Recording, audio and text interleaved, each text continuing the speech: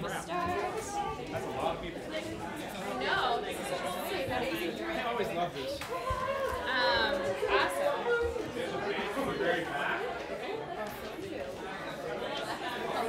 If you have an empty seat next to you, raise your hand. There we go. Find those hands, find those seats, make new friends.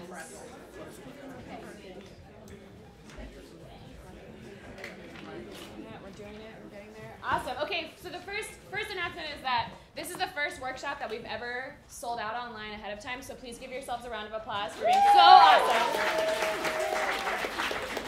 My name is Meghan McCauley, and I am the Outreach Director for the Hollywood Fringe Festival, so I will be moderating our workshop today, and I want to take a minute to intro the other staff that is here. So in the way back, we have Dave McKeever, who you can't see, but he's there.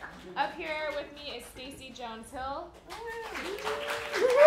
have Con Matu over there. And is Stina still here? Elizabeth Carb was at check-in. You met Elizabeth. And is Stina still here? Yeah, she's gone. here. And Stina, our volunteer director. Yeah, Stina! All right. Big thank you to Matt Quinn and Theater Asylum for hosting us here today.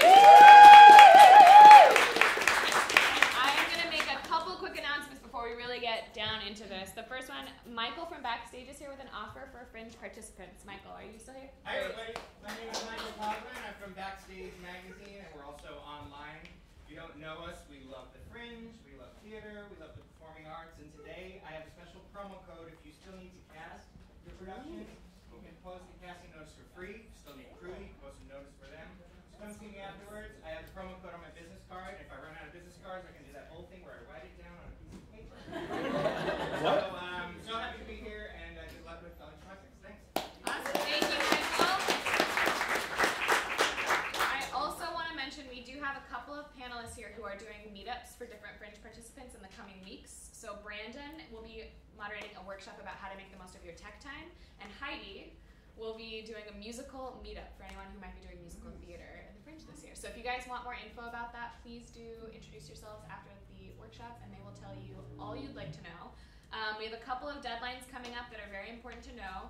On April 1st is the deadline, also called April Fool's Day, so don't be a fool and miss this. There will be many more where that goes.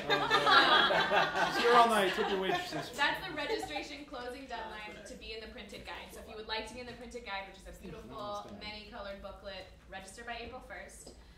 April 15th is also when print ads are due. Print ads are in the program. You can purchase them to make a beautiful ad for your show. There's info about that at hollywoodfringe.org/market. If you are one of those new digital types, you can buy website impressions at any time, starting now and into forever, all night, all morning, whenever you want. We have a couple of upcoming events that you should know about, much like this one. We have a Twitter chat this Monday at 1 p.m. A Twitter chat is when all of us don't meet each other in person. We just sit in a room by ourselves and tweet each other. The hashtag for that is hashtag HFF15. That's HFF15, Hollywood Fringe Festival 2015. The full schedule for those Monday is at 1. I'm sorry to interrupt. Yes, Monday at 1. Monday at 1 o'clock. Monday at 1. Stacy moderates those, so she'll be on there.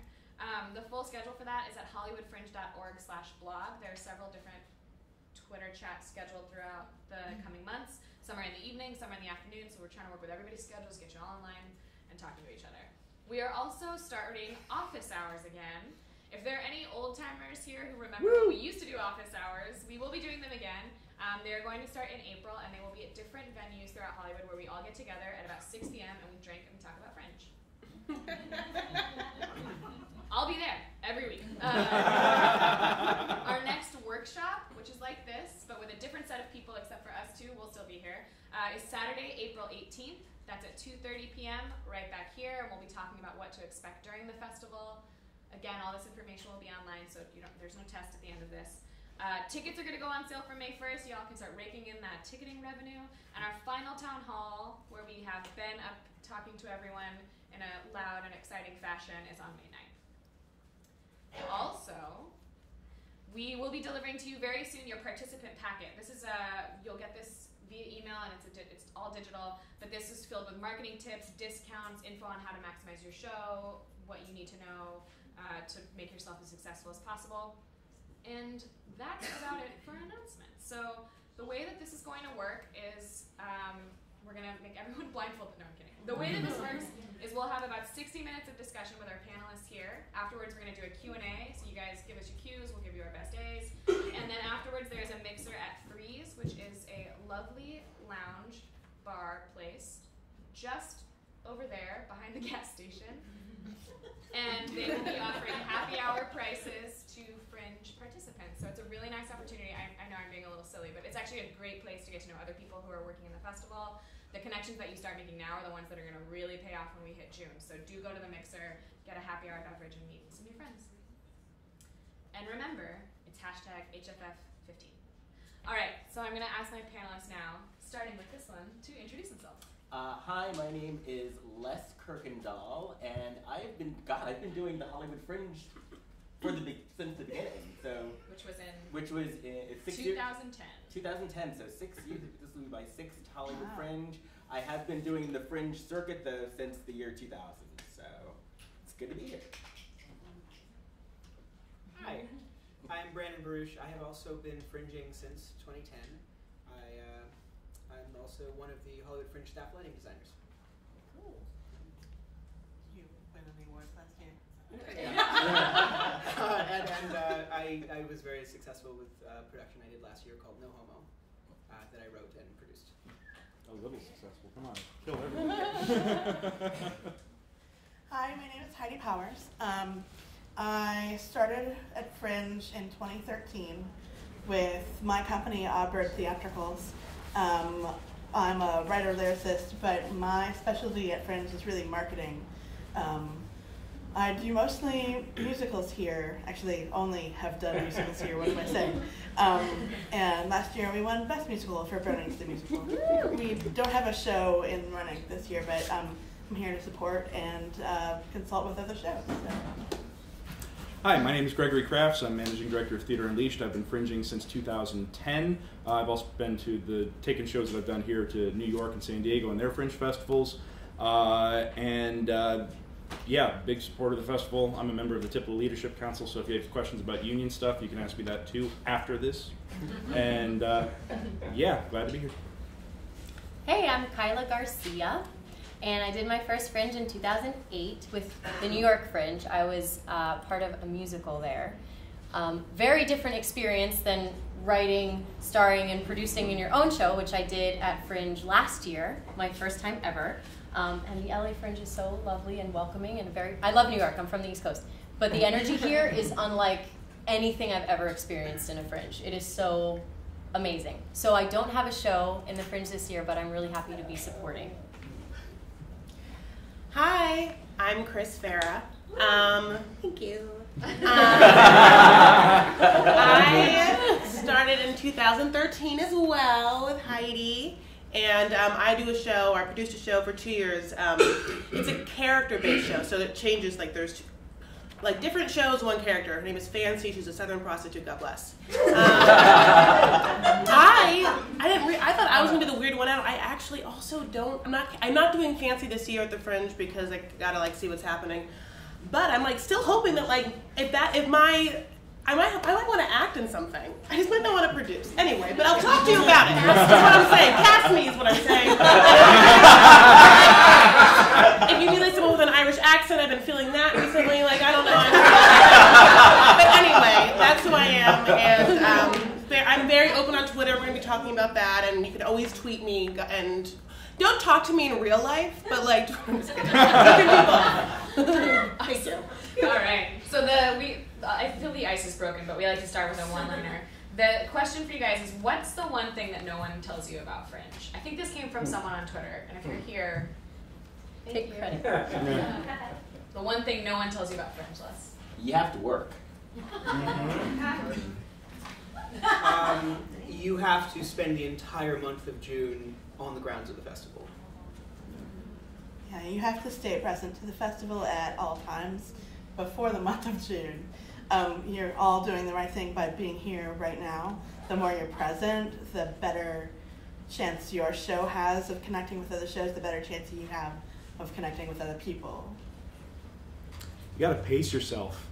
I know that about week 3, there tends to be a cold or flu or something that goes around and just takes people out. Because at this point, you're running on like no sleep, and you've been doing it for about 2 months, and it just catches up with you. So pace yourself, take care of yourself, relax, and don't give in to the fear of missing out. If you need to take a night off, take a night off. You know. You get what you give. Support the people around you. I think I saw 35 shows last year. And I just made it my life. Like, people would be like, "Hi, what are you doing this week?" And I'm like, "Going to a Fringe show." Like, or performing my Fringe show. They're like, "All you do is that Fringe." But I met so many amazing people, and then they came to my show. But that wasn't why I did it. I did it because I wanted to see the other work, and I wanted to support people. And then that just happens. You get the support back. So you get what you give. I'm going to reiterate, but open your heart and then just like get into Fringe. Just like fall into it, let it happen, and then you're going to have fun. Wear comfortable shoes. All right, so here we are sitting in a wonderful venue. So we're going to start talking about venue management. Is there anyone here who's still looking for a venue? Wow, that's awesome. Good on y'all. Okay, so we'll not talk about how to find one. We'll talk more about how to take care of one. So for you guys, and if anyone wants to just kind of pipe right in, how did you go about figuring out what you specifically needed from a venue, and then how did you get that from your venue? Go ahead. Yeah. I love Theater Asylum. It's just an amazing community. I'm not trying to plug you. It's just, I mean, we're here too. But I saw some pretty amazing shows that were kind of off the beaten path. Really amazing one-woman show that had 2 people in the audience. And I was sitting there going, people should be seeing this girl. Like, she's amazing. But it wasn't plugged into the community. I think out of the, correct my numbers if I'm wrong here, 278 was it last year? I think it might have been a few more, but yeah, around that. So around 280 shows or more in total at Fringe. And how many were at Asylum? 78? Yeah, 74. I mean, so you are automatically plugged into a community. So people are seeing other shows here all the time, and you're just in that. So for me, finding a venue, I wanted to be in the center of it all. I wanted to be by Fringe Central, and I wanted to be by all my fellow Fringers.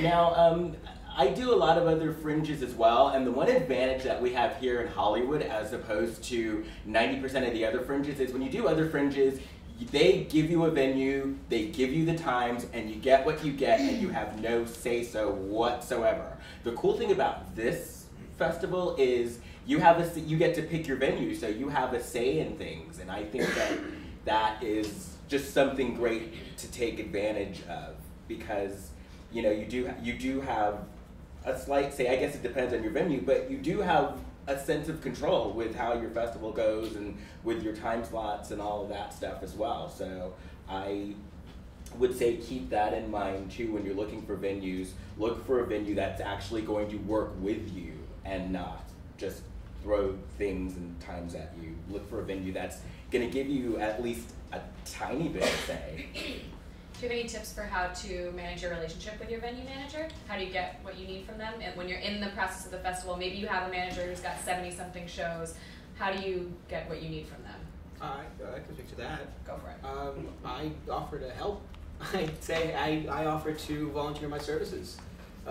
My skill set is lighting design, so often I'll say, can I help secure a tech package? Can I help set stuff up? But if you have a certain skill, like talk to your venue manager and say, hey, maybe I could help you coordinate this thing. Every venue in this festival is part of the festival willingly and gladly so. And I think if you remember that, and remember that the venue managers are here to help you and support you, but that said, they're very overworked and juggling 1,000 things. So really, it's just be as nice as you can. Extend yourself, offer to help any way you can, and it often will yield very nice results. Just to chime in on that, with the venues that I've worked with previously, I have, like Brandon, I've offered my skills as a lighting designer to them and been like, hey, can I get a free night for an extra performance if I do, if I help with your rep hang in your space? And you can negotiate little deals like that. And I mean, that is something that benefits them and benefits you as well. So this is the kind of stuff that's open to. I've also negotiated, like, I can have 20 of my company members show up to help you set up whatever if we can get time on your deck, and that works out. I mean, there are opportunities there. So just have that honest and open line of communication. The other thing is that I know that just touching on venues right now, 90% of people, it's a lot easier to get people to come to your show when you're within walking distance of Fringe Central. I learned the hard way last year when I was at San Diego Fringe that when my space was a 5-minute drive, I lost about $2,000 on the show down there when I produced it because I had 4 paid people come see my show. 4. With 4 performances. My total in-house was 4 people. Because they didn't want to drive 5 minutes. Now, if you guys are not within walking distance of Fringe Central and you're freaking out right now, just know that it means you just gotta hustle that much harder. That there is a real bubble within the immediacy of Fringe Central, and if you're outside of that, it just means you gotta hustle that much harder. Just know that going in, and you can plan accordingly. Yes. It is possible to get people, and I'll tell you, I do go see shows that are off the beaten path. Ligature Marks, which is closing at Theater Unleashed tonight, was a sleeper. Was a show that was off the beaten path at the Fringe last year, and it was one of the best shows that we've done. And we took it from I negotiated the rights to it 5 minutes after the curtain went down because I was just like, holy shit, we have to do this show. So people do go out and find that stuff, but I was like one of 6 people in that audience, I might add, when I saw it. So if you're off the beaten path, just know you got to work harder, but you can make it work. I was off the beaten path my first year, But I was at Celebration, which is well, not there anymore. It's a pot shop.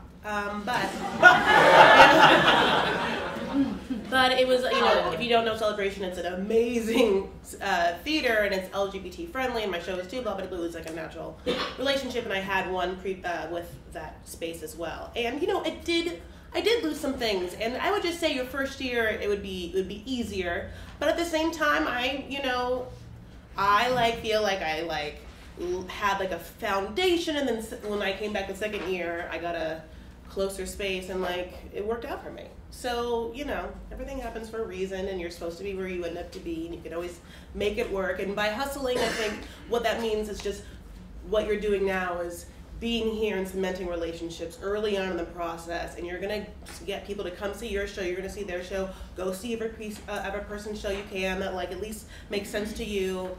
And that's what you're gonna have to do. You're gonna have fun. Anyway. Lest we frighten people off, I have seen shows in off the beaten path theaters that have had full houses. So it is. Yeah. Don't worry if you're in a theater that's not in this block. Every theater, every show has the potential to do well. We also haven't announced where Fringe Central is yet, so nobody knows if there is. Maybe it's in my house this year. Did you have a pro tip? I just want to say, address with some of the concerns with the fringe shows. Actors Theater has plenty of parking, and this is a parking town, and people do drive. And there's been a lot of work with Fringe in the city to improve the parking, near the underground in areas where it's tough, but to have actually pop-up parking where the city will allow little kind of things happening. So there's work to kind of get that out there. And also as a producer with the Encore Awards and all that, and like Greg did to find Ligature Marks, people go out, the people are really interested in theater and wanting to find shows to either extend or are interested in, they're going to find you, they're going to do it. And all the venues are great, and now after years, the word is really out there. So, work with your community and your venue, work with it wherever you are. So it's great. It's definitely possible. We were on the opposite end of the stretch last year, and we sold out before the preview week. Yeah. So it's possible. Yeah. All right. Just gotta work it. So now we're going to discuss budgeting a little bit, which is a very important topic in every Fringe show, and actually a great segue because Greg just mentioned having lost money on a show, which definitely does happen. But how would you guys, so let's say you're going back to yourself last year, where do you spend on Fringe and where do you save on Fringe? It's a little bit of a different environment than producing normally, so how do you prioritize that? I say you spend on your flyers. For sure, spend on your flyers and make sure you have decent flyers because your flyer during Fringe is your calling card. And so I would say that first and foremost is your first priority. Flyers and maybe posters. Some people do posters as well, but definitely have flyers. I would say more than your personal budget, like financially, spend your time, and make friends and have them help them spend their time for you. I know there's a lot of people, like I'm volunteering on a show this year, and we've had other people, volunteer for us. And personally, I just like spend a ton of time design. Even I'm not the world's best designer, but because I have the time that I spend, it ends up looking okay. I would say spend your time wisely. How much time did you guys spend working on budgeting your show? Like on your priority list before going into it, where did it fall on your to-do list? It's the first thing I did. It's the first thing, yeah. Yeah. I mean, it was definitely the first thing. But not a lot of time. I mean, I'd say it's about a half hour of just kind of prelim and then just keep an eye on it. How many people here are like LA centric or from around this area? It's like most of the people. So I mean, here's the nice thing, especially how many people are like somehow connected to the theater community. Like, yeah, all right. So you know people, and so like a great way to save money is just to call in favors and have people help. I saved a ton of money last year with scenic design for No Homo because my friend and producing partner has access to the scene shop at the Kurkendaal Theater. So we just built all our stuff there. And we got a lot of our costumes were from the Occidental College Theater Department Costume Loft. And so ask around, it's easy to save money on a lot of things, props, costume, scenery especially. If you start early, talk to your connections, that's a place where I usually save a lot of money. At Theater Unleashed, we have an ensemble of about 60 actors, and we get everybody actively involved in the festival, even if they're not in the show. So for us, we pay primarily for the space. We pay a little bit for marketing. We make sure we get good flyers. We also make sure that we get something other than flyers, like whether it's a button or some other kind of interesting promotional material that is not a flyer, because you're going to see tables full of flyers. Get creative, figure out something that you can hand out, maybe something that somebody can wear that's a visual representation of your show that can go around. That's a great investment. We also do stuff that's typically modern day, very simple costumes, very simple sets, so production costs are minimal. But let me tell you right now, where you want to spend your money is a stage manager. If you do not have somebody in your company that is a good, or in your group, in your circle, that is a good trained stage manager, a qualified person who knows what the hell they're doing is worth their weight in gold. Find one, make friends with them, sign a deal with them, give them a couple of $100 because, man, when shit hits the fan in your tech time, and you don't want your best friend who's never seen a light board before being the one at the helm there. You want somebody who knows what they're doing. All right? So I would say hire a stage manager if you don't know someone who knows what they're doing. I brought my flyers from last year. Oh, nice. Because I still have a lot of them. I still have like 500 buttons. Have fun designing your flyers, or the person you hire to do it, make sure they're going to have fun. I do all my own stuff. This was a happy accident, this gigantic postcard. I thought I ordered a smaller one. And then the box came and it was this thing. I'm like, that's really big. Why is it so big? But then when I gave it out, people would be like, this is, oh, thank you. And then they kind of hold on to it. So find something unique about your design. I'm not sure of the name of the show. There was a show last year that the girl who designed it, it looked like a license. Yeah. And I remember, I can't remember the name of the show, but I remember that. And I just kept going, oh, someone forgot their license. And her show is all about identity and losing herself. And every time I saw her business card, rather, I thought of that show and I thought of the things connected to it. So really have fun with that. Don't just have the information. Get creative. I put a QR code on mine. I did The Mermaid Who Learned How to Fly. And so I have a big fish, so immediately you're thinking of the ocean, and then you're like, oh, QR code, that's really tech savvy. Which maybe it isn't in 2015. Maybe things are getting so far ahead that people are like, QR code, but I thought it was so cool. I was like, you can scan this and it will take you to another place. And yeah, make sure you have all your information, all your information on it when the show is, obviously, but all your social media information, everything. You want them to be able to connect to your show from this piece of paper, wherever it is. Also, as a quick pro tip, on your project page, in the lower left-hand corner under your pictures, there is a short version of the URL to get you to your page, which is hff15.org/ and then 2 or 3 numbers. much easier to put on your postcard than projects, like the thing that shows in your browser bar. So check that right underneath your picks. I have another way to save budget, and this is very much coming from my mind as a designer director, is in terms of the design of your piece. I often have the urge to, I want to do a full realized production. I want people to walk in and I want it to look like a Broadway play. And I still do that to tremendous success. But part of that is really making a list of what is actually important to the story I'm telling and what is peripheral glitz. And so when you are, I would really recommend getting designers for costume production design. They don't have to build a whole set, but someone whose job it is just to consider how you're using the space, because it might be that you have a story that you could tell very well with 2 chairs and a table. And your impulse to say, oh, well, let's have a stack of 500 books over here because this represents the library, and over here let's have a painting of a punchline, and then you don't actually use any of that stuff. You just use the 2 chairs, and you've wasted all this money and time on stuff. So, I would say also with budgeting, know what your goals are, and really that goes for the whole Fringe in general. If your goal is to get up on stage and try something different and be creative and invest in yourself, budget matters, but consider it as an investment in yourself. Our shows don't always make money. Sometimes it's more about building who we are as creatives or who we are as a company.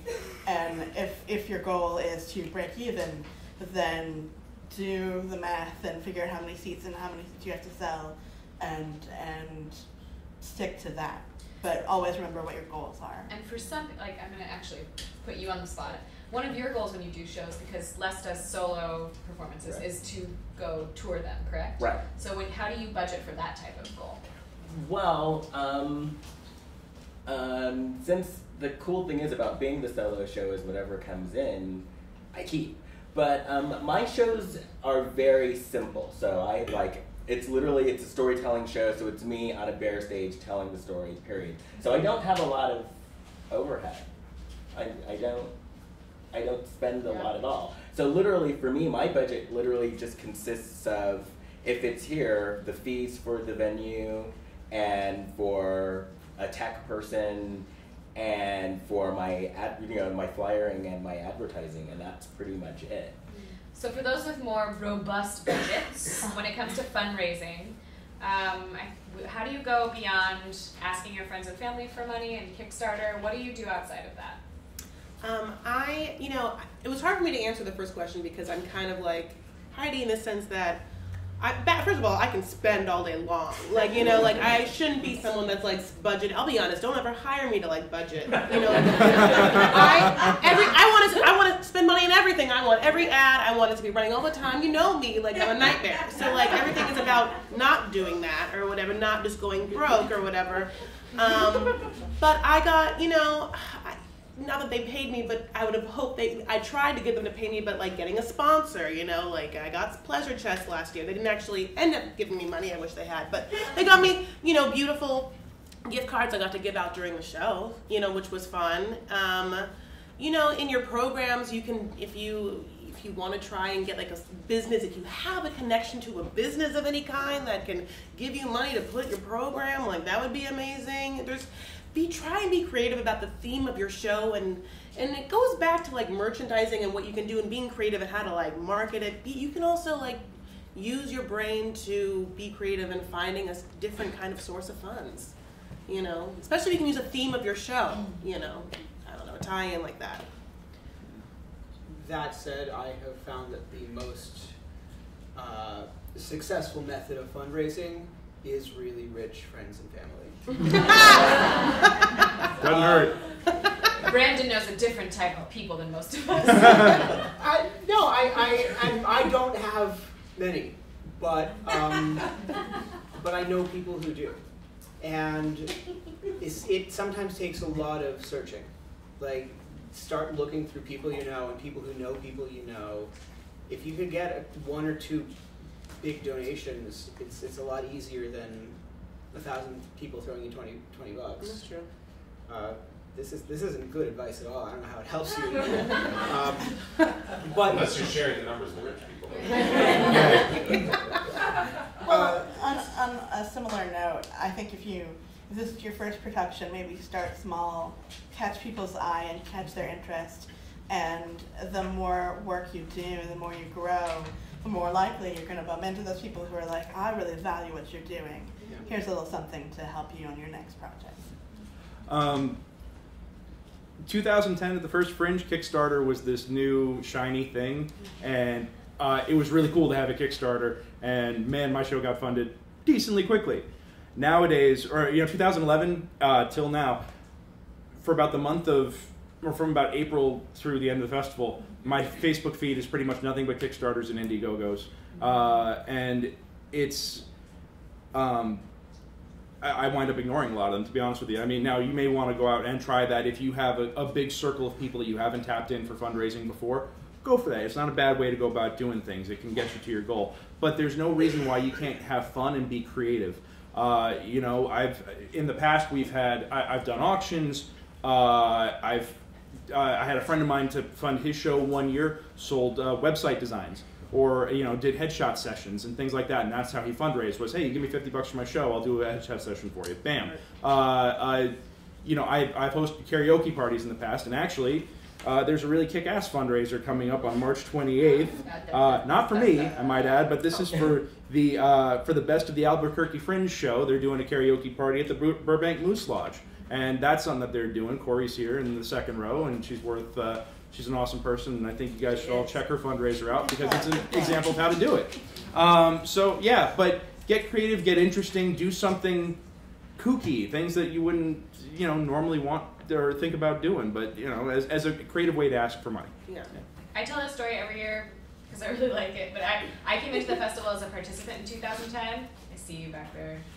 And my company at the time, we were brand new and we were from out of town, but there were a lot of us, and so we had a yard sale where we asked everyone that we knew to give us all their stuff, and then had a like 10 family yard sale and used that money to fund a lot of what we do in our show. We then had to deal with all the stuff that didn't sell, but that was an easy one because we really were like, we'll just drive around and come to your house and take everything that you don't want, like just give it whatever you want to throw away. So that's a fun one. Can I throw something out quickly about Kickstarter? Absolutely. I recommend, instead of Kickstarter, a website called Pay It Square. And the reason that I recommend this website is because it allows you to add pledges that are given directly to you. And so in theory, you could collect all of your money in the form of cash and check, hold on to the cash, put it on the website so you still have the meter, and they don't take a percentage. Furthermore, unlike Kickstarter, Pay It Square, you can cash out at any time. So if someone gives you a donation, you can have it in your bank in 2 days. Nice. So I prefer that. So that's fundraising for y'all. So we're approaching ticketing on May 1st. So when it comes to ticketing, I think you all know, or if you don't know, you will be learning soon that you can add discounts to your tickets. You get to set your own ticket price. 100% of the revenue that you sell on your tickets through the Fringe website all comes back to you. So when you have all these different things to contend with, how do you guys start? How do you start like figuring out what to charge for your show, and what sort of discounts do you offer that were successful, and then any that you would recommend not doing again?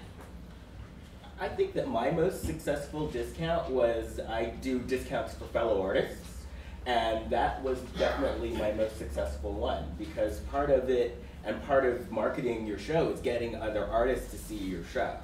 And so I'm a big believer in giving discounts to other artists. I think almost like we all did this one, if you know what I'm going to say, which is the flash sale. You know what I'm saying? Like, I got a lot on a flash sale. What is a flash sale? Okay. It's like, I'm going to say it's usually 24 hours. Yeah. But you just, you set it up nice, you email a bunch of people that you can, like your trusted, like internet people that, and then say, here's an image at this time, put it everywhere, and for 24 hours, just like blast the ish out of it. And I think that, you know, there's something about the immediacy. Like, I think that, like, I've done everything, like, half off, and, like, this, you know, a weird, like, $7, you know, I've done everything. I feel like something about the immediacy of a flash sale, like, helped me. The concept of a flash sale basically is if you have a performance, like, let's say you have a Wednesday at 6 that's just not selling as well as the rest. A week before, maybe a couple days before, you can create a code on the website for a $7 or $5 ticket, and you can turn the codes on or off at any time. So you can blast your social media and say, if you buy today, you can get a $5 ticket, but tomorrow we're going to kill the code and it goes back up. And so that way people who are thinking like, I'll probably go see this, they say, oh, you know what, I'm just going to buy now so I get 5. You won't make as much money, but it's a good way to get people in seats, and it's still $5. I agree that there are a lot of benefits to a flash sale, but there's also benefits to just keeping a code throughout the whole show. Something I did was I sought out events that tied into my show in some way. My show has a lot of poetry in it, so I went to a place called the Poetry Lounge. It's an amazing open mic night, and I just went in there, and it's like all this slam poetry, and I just went in there in this sparkly dress, like I totally stood out. People were like, who is this girl? And then I just like did this whole poem from my show, and then was like, there's a code, Fly Mermaid Fly. If you put it in on the Fringe website, you'll get half off tickets. So any poet in that audience that was like, I like that poem, I want to see the show, they had access to that code the entire time. I also went to the Los Angeles Female Playwrights Initiative. So for any female playwrights that are around, they are amazing, and they will support you so much. They support men too. They're not, just so you know, but they are a really great organization to get in contact with. I went to one of their mixers, and I introduced myself, and I met a wonderful woman over here, Kira, and I told everyone in that circle. It was like, I don't know how many people were there that day, what, 30, 40? It was a good amount of people. We were all talking about projects that we were doing, and they had access to that code the entire time. So that helped sell as well, to just keep that code the whole time. Flash is good, but then there's something to be said for consistency too. One thing, I know we'll get a little more into marketing later, but with ticket sales, it helped me to come up with a bunch of different kinds of images or things to post on social media. Since, you know, the advent of social media, things get buried really quickly now. And so the more that you post that is interesting, the more you get your show out there, the more, you know, you'll see tickets trickle in gradually, which are, you know, in the end, I think gradual tickets sell more than a single flash sale, but do both, do everything. I'm actually going to jump on that and move us along. I've got a really important story real fast. Just I'll take 2 seconds. Okay. So sorry. Okay, 2 things. Number 1, participant discounts are great. You know, help your fellow artists out to get them in. Number 2, on your previews, for your preview performance, paper your house. Fill every seat. Doesn't matter if you're giving it away at half price or give it away for free, but make sure you've got every house filled or every seat filled, because that's going to give you that's going to get word of mouth generated. Okay, that's really, really important, because that's the best kind of marketing you can have. Now, when the run starts, this was a big issue that I saw last year. When we're actually in the festival, 3 days out, and suddenly, you know, you don't have anybody in the reservations list. People in LA typically buy late. You get a lot of walk-up business, and you get a lot of people that'll buy tickets at the last minute. We had a lot of new people last year who didn't know that. So 3 days out, they had nobody on the reservation list, and then they went, holy shit, oh my God, nobody's coming to my show. Okay, it's free. Just please come see my show in the middle of the run. And what that does, unfortunately, is screw it up for everybody, because it devalues tickets across the board. You know, do discounts, do flash sales, but don't just go rampant comping in the middle of the festival, because that hurts everybody. Megan, may I give away my discount secret? Sure. And this is very secret, so I'd like it if we could keep this in the room on the podcast. And on YouTube. No one let this outside this room. Microphone between. Here's what I do. I lie about my ticket prices. And here's what that means. My tickets are $15. Nobody pays $15 to see my show, not a single person. Everyone will pay $12. And it is something that I discovered that I call the gold star effect, which is that no one likes to pay full price for anything. And I hate it, but I think it's absolutely true that we have been conditioned in Los Angeles, audiences have been conditioned to look for discounted tickets. So what I do is I bill my seats as $15, and then all of my postcards and business cards have a promo code on them that says, use this code for a $12 ticket. And it works. It works every single time. I've been using this for years. It's a cheap, dirty, manipulative trick, but it does. And one other thing that I do is I give all of my cast members, all of my artists, I create a code for them. You can create infinite codes because the website's awesome. And so I give everyone their own code. And so anyone can give anyone a $12 ticket. And what that does is I can look at the discount codes that are being used and I can say, okay, Henry has brought in 15 seats. AJ brought in 3. And then on top of that, my postcard for No Homo, my postcard had the code gay bar, and my business card had the code brunch. So I can see, okay, so 200 people use the discount from the postcard, but 300 people use the discount from the business card. So that's how I also get some metrics on who my audience is. That is marketing, my friends. And that's an excellent segue into talking about marketing. I'm gonna get a little faster because we gotta keep it moving. Sorry. No, it's all such wealth of knowledge. So let's talk about marketing. What does that mean for Fringe audiences? And I am gonna start because I know Heidi has a good story for us about how to market during Fringe. I do. And, like, for me, the biggest thing about Fringe-specific marketing is being present, like I said earlier. Meeting everyone you can possibly meet, going to every mixer you can stomach. Like, it is such a great opportunity to expand your, not just your social network, but your creative network. I've ended up collaborating with a lot of people based on bumping into them and becoming friends at a Fringe event. I ended up helping Chris produce her show last year because we met at a town hall. So, yeah. So I would say Fringe specific, very important to just be present and everyone, and keep your mind open and think about each person as you meet them, like continue building your network. But also theater marketing in general, think about what is special specifically about your show.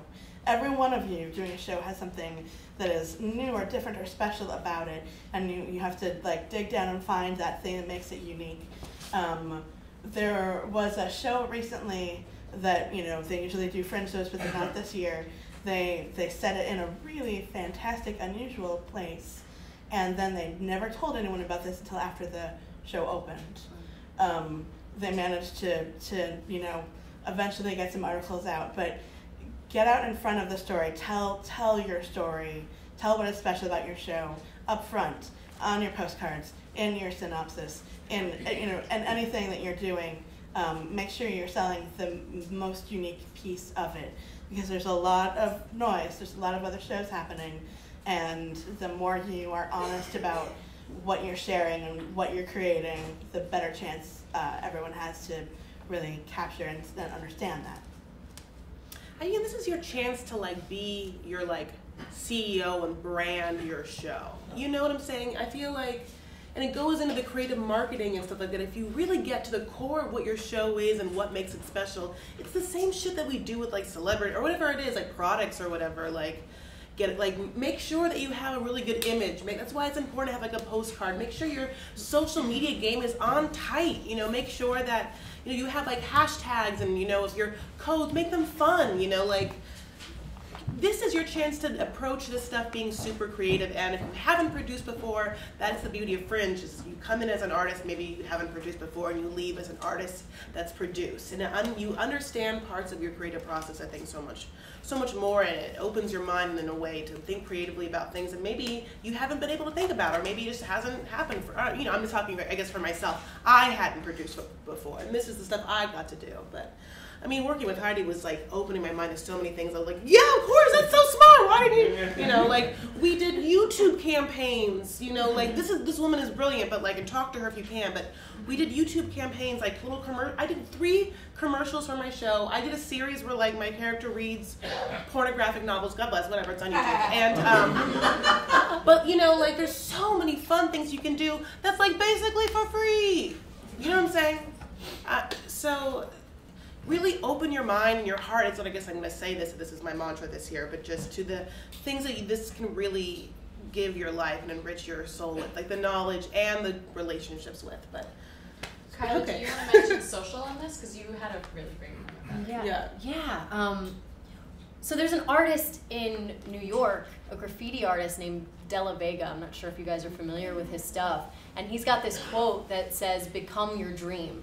And I really love that thought of becoming whatever it is you're creating. And for me, The Mermaid Who Learned How to Fly, I love mermaids, I always have. It's completely tied into my show, and it's all relevant. But I just started thinking, I'm going to be the mermaid. That's who I will be in this space. And so at the very first Fringe party, I busted out my Little Mermaid Halloween costume and just showed up walking around in it. And people were like, hi, oh, you're the mermaid. So then everyone started saying you're the mermaid. So even today, I wore this for a very specific reason. I'm wearing a Little Mermaid dress.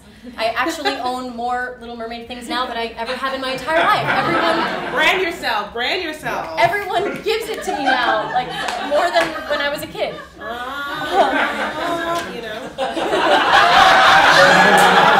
She's smart. Look at this woman go and preach. So I just, everywhere I went, every event, the LAFPI, the Poetry Lounge, it always had something to do with this magical element of my show to tie it all together. And then with social media, I'm also a social media consultant when I'm not an actress.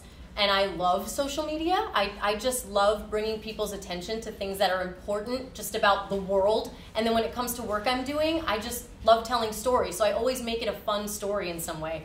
So for me, Facebook is not a place for venting in your statuses and playing Farmville. It is a place where when I say something, I want it to be meaningful. So I use my Facebook as inspiration for people. I'm always sharing positive quotes. I try to make it a really positive place. And then for my work, I always tie it in. I think I have, I don't know, almost 3,000 friends from over the years. And I use imagery, really strong imagery, to just put a photo out there and then say when my shows are. And it sounds like, oh, that's easy enough. But I'll wait like a really long time to change my default picture. These are really little tiny secrets, but they really work, okay? So people who change their default picture all the time, and you're like, what are you doing every week? I'll wait a really long time, and then it'll be something of a mermaid, and then it'll be about the show. So that's like a really tiny little tip. Use your social media effectively. It is a tool. People are paying attention to it. Find the hashtags that you need. Most of my marketing was through social media. And every single one of my shows sold out, and I was pretty much the only person on my team. I did everything. I have a few people that helped, and an amazing angel of a venue manager, Matthew Quinn, is phenomenal, and the Fringe team is phenomenal. But everything else I did on my own through social media. I bought ads as well in the playbill and in the program. But it looks very much like a playbill. It does. But use your social media, have fun with it, become whatever the show is, become it. Everything you're sharing, have it be about that. I would like to speak a little bit quickly about graphics and postcards and that style of branding. The first thing is when you are preparing your graphics. Oh, sure. When you're preparing your graphics, really pay attention to what story you're telling with your art. And I mean the art of the postcard, of the poster. When you walk into the opening night party, you're going to see a series of tables. It could be an entire wall of tables, and it's going to be completely covered in postcards. And a lot of them you're not even going to notice. The simpler your postcard, I find, the more likely it is to get noticed. Big words, bold font. Like cursive doesn't do so well. You want all of the information to be really easily accessible. I also really heartily recommend, if you can, I would throw most of your advertising budget towards getting an ad in the Fringe Guide. Full page if you can afford it. And I know that it's a chunk of money, but if it comes down to this or that, the Fringe Guide is the one place where everyone will look and everyone will thumb through it. And if you have a nice iconic graphic that catches someone's eye for even a second, the next time they see that on a table, the next time they see that on a poster, it's going to register. The other thing I would say is I do print out postcards, but I've also had a lot of success with business cards. You can get business cards printed any place where you can do postcards. And the nice thing about business cards is that whereas postcards are bulky and cumbersome, and you end up with a stack this big, business cards can actually fit in people's pockets. And it's more likely when you hand them a business card, they're going to shove it in their pocket immediately rather than hold on to it in a stack, which then gets left on their dining room table. Do you see more business cards at non-US fringes? Non-US fringes, you see more postcards. Okay. I want to add something with social media. Twitter, Facebook, Instagram, those are all your friends. And the hashtag is your best friend of all. Because the hashtag plugs you into the community with everyone. When you use the HFF15 hashtag, everyone that is a part of this community is seeing what you're saying. And also, with social media, I bring up that default, changing your default picture, I bring up that simple example because the Facebook algorithms, they've changed so much that the more you post, the less you are seen. That is a fact. So I'm not saying, post so much. I brought up the thing about how I use my Facebook as something positive because I like to use it so that people want to go there for themselves. They want to say, what quote did she share? What inspiring article did she share? Instead of what is she selling all the time? What are you giving back to people that's relevant to your show? My show had LGBT issues, suicide, depression. There's so much stuff that's involved. So on my Facebook page, on my Fly Mermaid Fly Facebook page and Twitter, I'm always sharing relevant information about all of that. So it's not just about getting people to buy tickets. What information are you using that's relevant to the show that's going to enrich somebody? Think about that as well. There's also... Heidi. Oh, Heidi.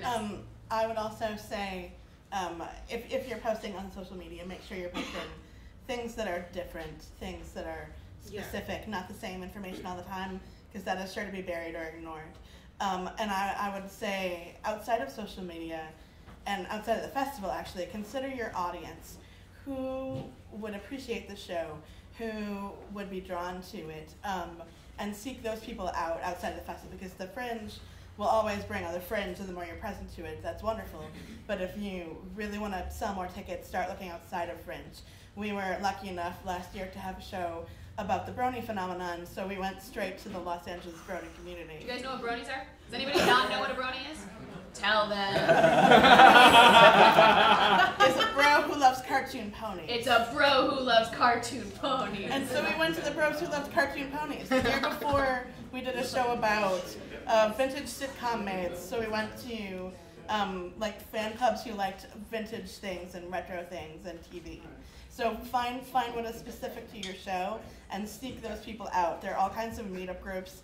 Just Google online and you'll find the audience that you're looking for. Great. In addition to social media, in content with quotes and links and all that other stuff, you can also do publicity stunts. Theater Unleashed has done a couple over the past couple of years. We did a show. We've had a show that we're not doing this year, but we've done it for several years in the past, called 25 Plays Per Hour, which was literally 25 short plays in 60 minutes. And to promote the show one time, we did a flash mob that was a 25-yard marathon that went from the front of Fringe Central right to the doorstep of our theater for our preview. And we sold out the house from marathon participants. We just basically grabbed anybody that was on the street and said, here, line up here, and we're going to run a race. And it was hilarious. The Fringe Freaks showed up, and we had a great time. When we did Title of Show a couple of years ago, we snuck a piano into the back of Fringe Central, and they busted, and the cast was there, and they were planted all around and busted out a song in the middle of the bar, just randomly, just dropped a flash song and walked right out, dropped the mic and went out. It was awesome. Dropped the piano and left. But that's the kind of stuff that.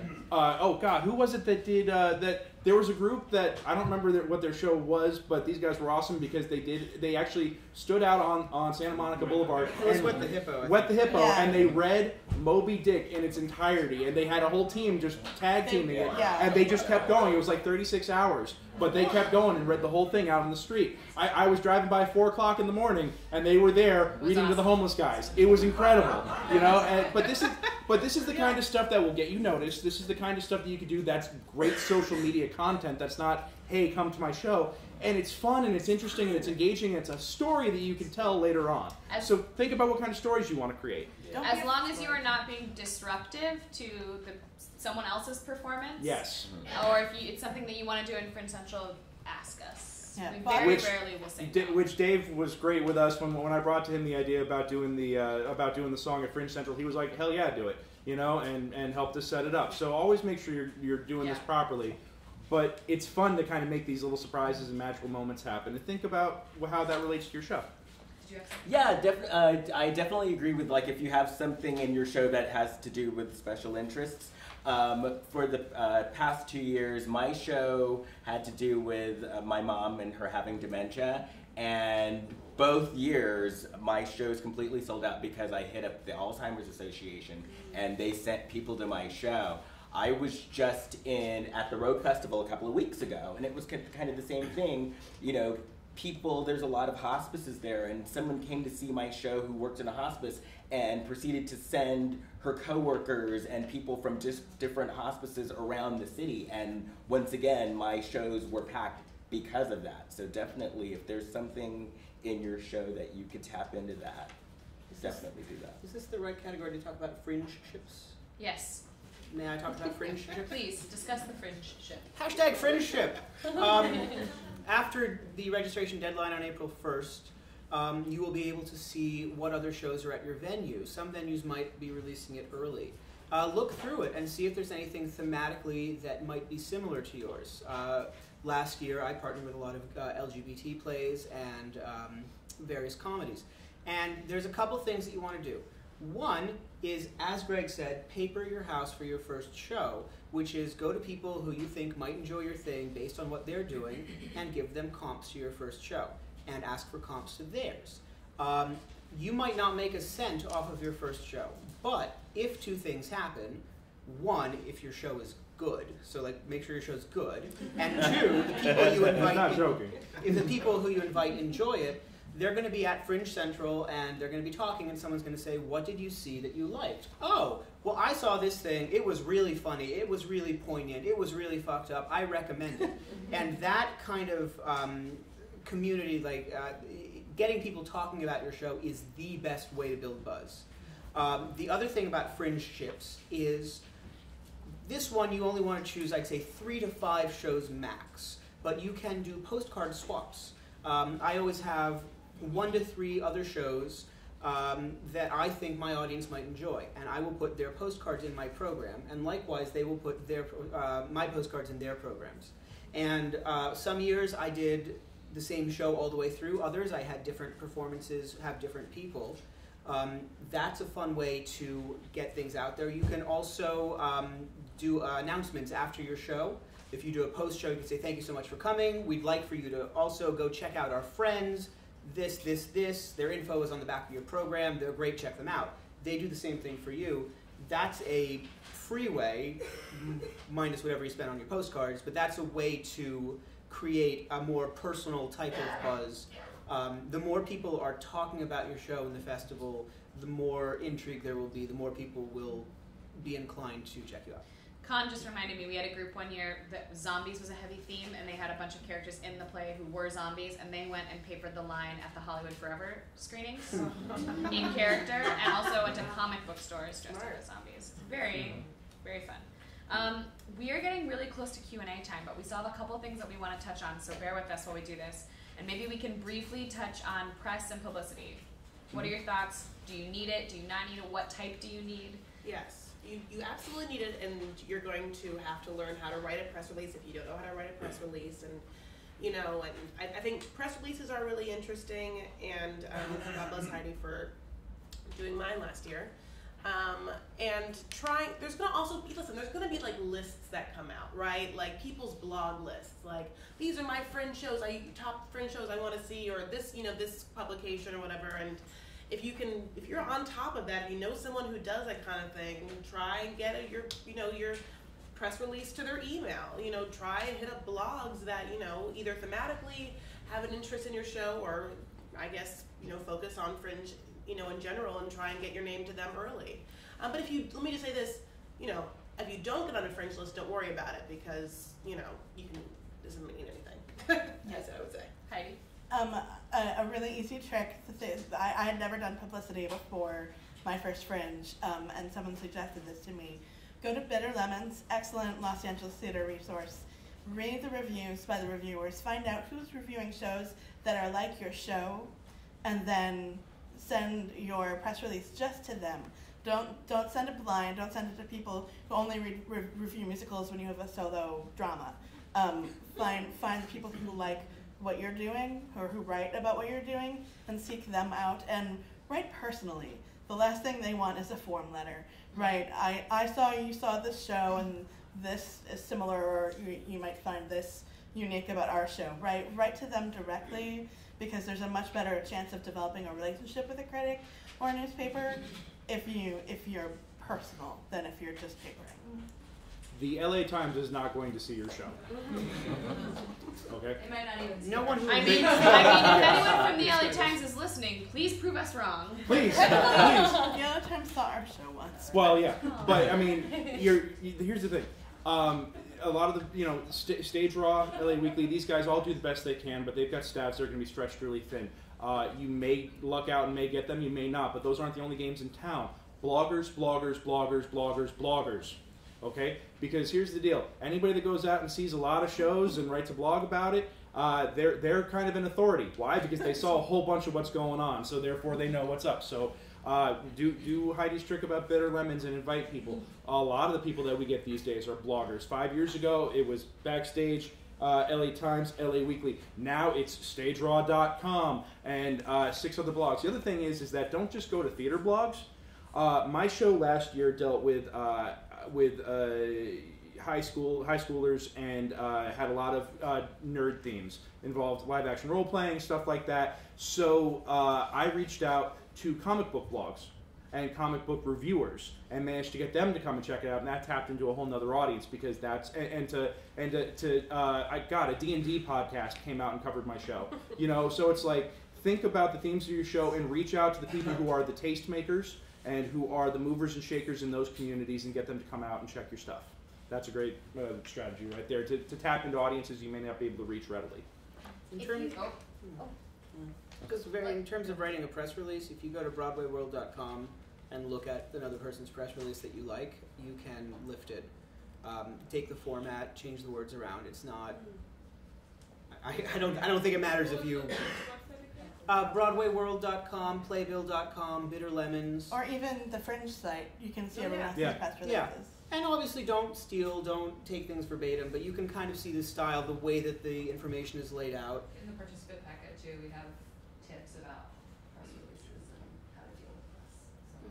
If you do have the budget for a publicist, I highly recommend it. I worked with Jim.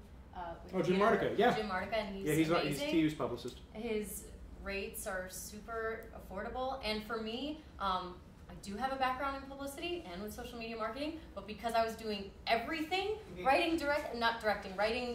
producing, everything, I was like, what can I alleviate from my list of things?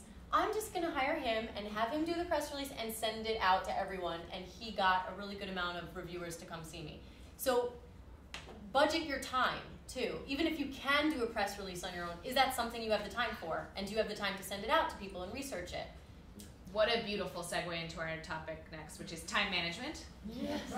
So, and I heard this earlier, and I think this is important to touch on when we do this panel, is how do you manage producer time versus artist time? A lot of people are doing double time in this. I actually might want to start with Brandon, because I know you work on a lot of different things during the festival. Yeah. And how do you make sure that your work is really good while you're also out there on that hustle? Last year I think I did 8 or 9 shows, depending on how you count my contribution to a couple of them.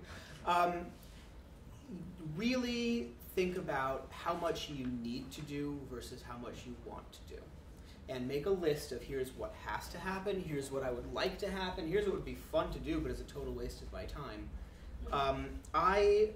I bring in teams. I'm very fortunate that I just have a lot of very talented friends and collaborators in this city, and I get them involved and I make a party. And rich people, God bless. I'm just saying. I want to reiterate. Your life. I want to reiterate. It's my producing partner who knows the rich people. I have one uncle in Philadelphia who gives me $100. I am very on board with delegating tasks. And it is very difficult because I really like to have tight control over every aspect of my projects. I want to make sure that everything is top quality. And it's hard to sometimes let go, but if you bring in people you trust and let them do things, it helps. And even if it's just like a friend to sell tickets out front, like you can't do that shit when you are behind the scenes, like trying to sew somebody's costume together and make sure you know your lines. Like make sure that you have a team, even if it's not a theatrical team, just some people who love you enough to stand out front and say, here's a program, you're gonna need it. So what Heidi just said actually is very important, and make sure with each of your individual venues that you know there's someone there before your show who's going to open the door, hand out programs, sell tickets, that type of thing. Some venues will provide this, but some will not, and I have seen participants not think of that until the last minute, so do look into that. You could also use your friendships for this. Yeah. The comp swap is your best friend. I saw so many shows, and it was because so many people were willing to be like, hey, you want to swap? And then they came to mine. I would say, like, I don't know, maybe 85% of those 35 shows I saw were comped. You know, so you can just do a comp swap, or you can say, hey, I'll work your box office if you work mine, because that is such a relief when you have someone helping. You really can't be thinking about that while you're doing everything else. Right. So prepare for it. I just want to say, if you are a performer and you're producing your show, you have to take care of yourself. And I mean that. I mean, if whatever you set your boundaries, if it's like an hour before your show, like don't have people come at you asking bullshit. Turn off your phone. Don't have your friends who are coming to see your show text you about can't finding parking or blah, I can't make him and this came up. Like, don't do it to yourself, you know? So if you're gonna wear more than one hat, if you are some, like, you know, you just have to take care of yourself and, you know, and make sure that an hour before your show, if you can have someone there that can then answer the questions that, you know, that you don't have to do that, then make it a priority. That's what I would say too. my other big time management skills, just punch list. Punch list of things. Oh no, I was just gonna say I agree with Kyla. We were in the same venue. We shared the same venue, and it was amazing how everybody in that venue, we all pulled together and we all helped each other and had each other's back and would switch off doing box office for each other, and it really paid off. And yeah, so really work with your fellow venue mates and really establish those friendships. Go ahead. That also ties into social media. You're not just tweeting about your show. You're tweeting about the shows of your friends. You're retweeting them. You're favoriting them. You're replying to them and putting the spotlight on other people. It's so funny. It's like the secret to social media is that it's not about you. That's the secret. Like everybody thinks, how can I get my brand and how can I... It's not about you. Care about other people genuinely. And I didn't do that as a ploy or let me go to other people's things and no, I genuinely cared. So genuinely care about other people and work with them. Yeah, you wouldn't go to Fringe Central and only talk about your show to every single person and not talk about any other show, And if you right? were going to do that, don't do that. Yeah, don't do it. Like when you go to Fringe Central, you're meeting someone. You know, like, what's your show about? Then they tell you about what their show about. That sounds like this show. Have you met that person? No, I haven't met that person. Wait, what's your show about? Oh, my show. Oh, here's a postcard. I mean, you know what I'm saying? Like, if you were the person, like, on social media or in real life that's just like, me, then you're going to ignore it and be, like, labeled crazy. You know, Hard stop. I gotta take a hard stop. Yeah. Let's say one thing and then we're going to move on to Q. I just remembered one thing that our venue, didn't we do a Google group for our venue? All of the performers in our venue, we had a Google group. And so we would go to that group, and if you need someone to cover box office, or if you were like, hey, you know, my numbers are a little light for this show, can you guys come? It really worked out. Right. All of Theater Asylum was Yeah, I just remembered that. There you go. I'm so sorry I cut you off like that. I had to. Why? Can I get a quick show of hands? Is anybody in here a first timer in Fringe? Okay, round of applause for me. Woo!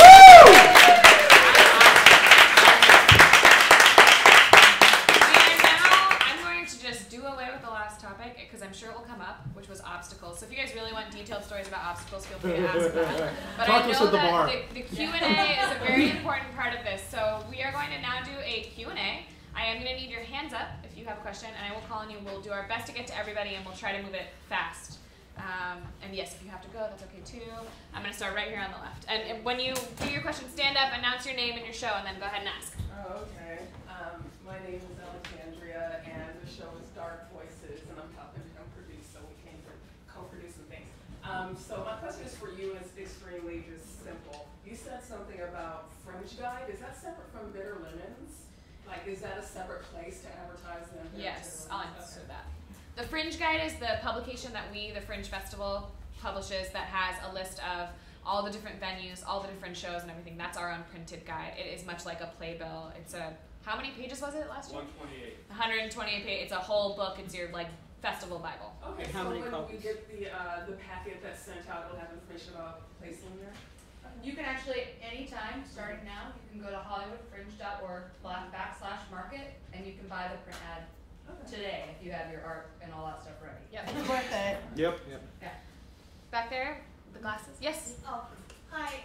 My name is Leslie Assistio, and I'm producing 3 shows together at the Weird Asylum. The title of the whole show is the War on Humanity, or the War for Humanity, for Innocence, and for Our Souls. And my show by itself is Jesus plus drugs equals beauty. And my question is there any piece of advice for first-timers? Like, what is the hardest thing for us? Like, what would you say for first-timers? Like, what is like the best piece of advice that you would give? Go see shows, meet people. Go see shows, meet people. Yep. Yeah.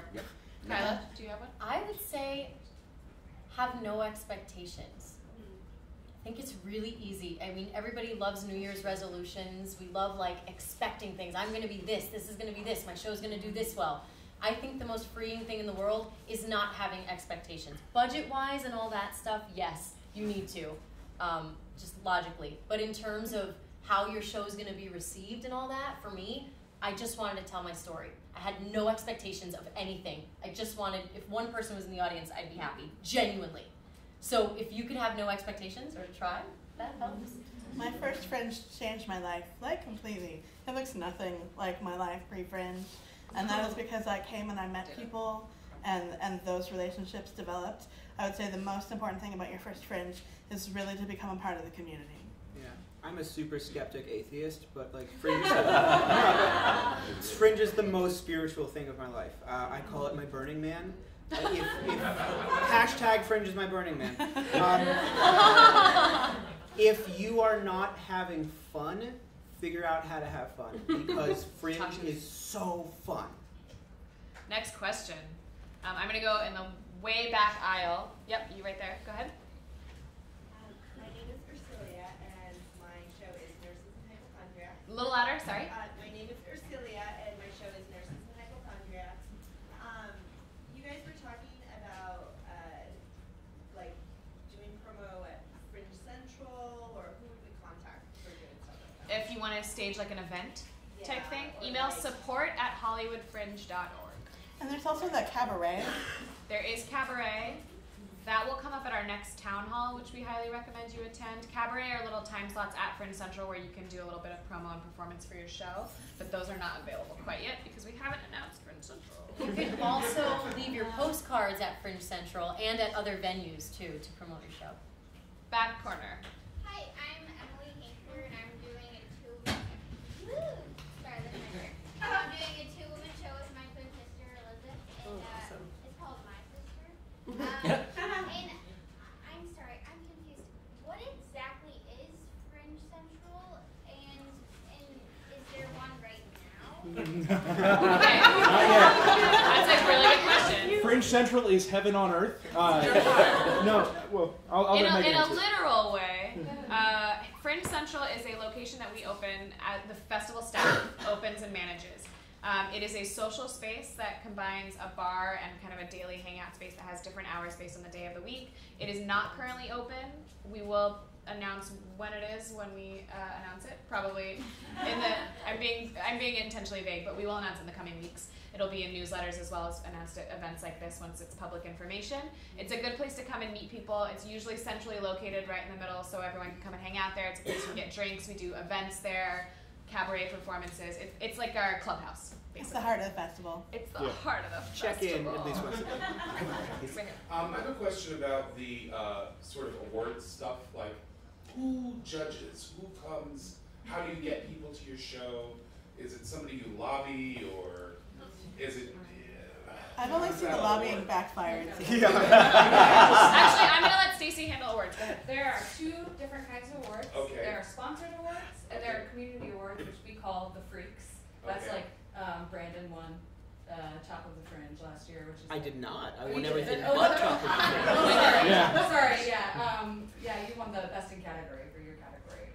But sponsored awards are outside organizations that come in and they give them like to like-minded organizations. I know Theater Unleashed has done them in the past. Yep. Bitter Lemons has one, Yeah. LAFPI has one, etc. Yes. Yeah, and some other companies have as well. And then the community ones are all voted by participants, venue managers, people that buy a certain number of tickets on the website, and people that write a certain number of reviews on the website. Yep. Okay. So also to piggyback off that, for the first timers, there are a lot of first time Fringe awards that you can apply for. So make use of the website. They're all there. It shows you what you can apply for, what the criteria is. Apply for as many as you can, because that's people in seats. So basically, you kind of apply for them to come.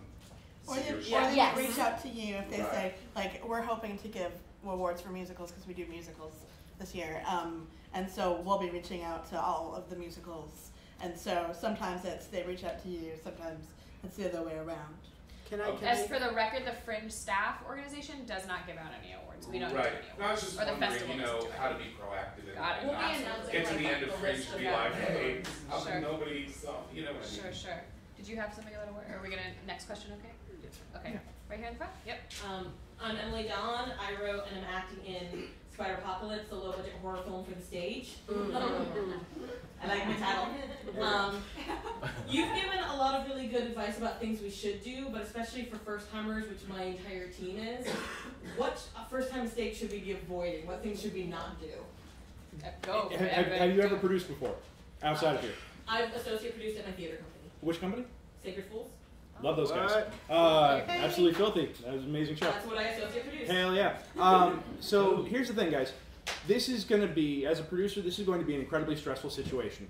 All right? There's going to be shit that goes wrong left and right at times, and there are going to be times where you're going to be tearing your hair out and feeling like you've got to put out forest fires all over the place.